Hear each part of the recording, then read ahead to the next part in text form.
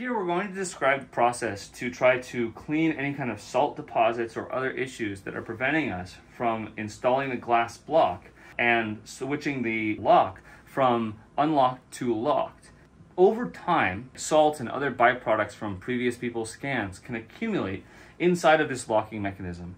And so in order to actually free it up, we need to make sure that we can clean it out. This is the process to do that. If you come upon the instrument and these switches right here are difficult to move back and forth, this is the unlock position, back to the lock position, back to the unlock position. If these are fairly difficult to turn, it is essential to try to clean them out rather than force them.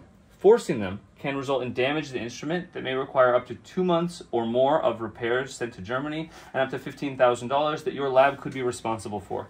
So if it is too difficult or you're uncomfortable, feel free to email us and let us know.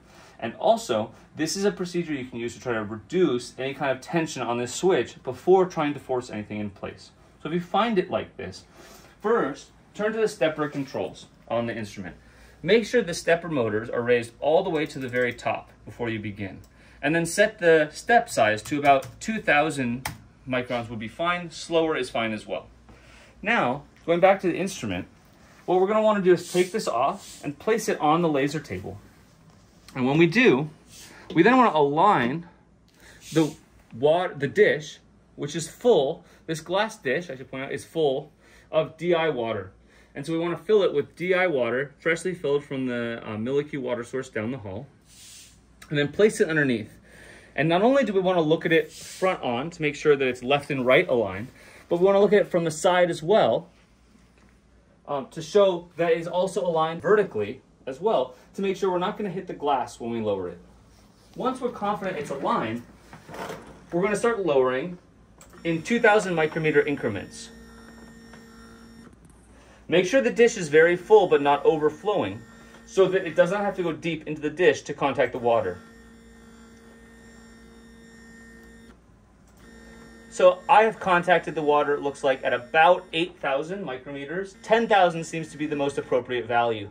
We do not want to let the glass rim impact the rubber barrier above with any kind of hard contact. And so that is the key. So going down with this setup, about 10,000 micrometers appears to be the right distance.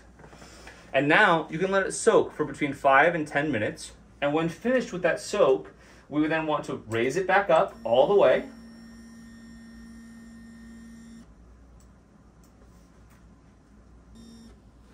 And then we can place the head back on the stand and again grab a Kim wipe and try to absorb any excess liquid that we see coming down or left over on the top from the other switch.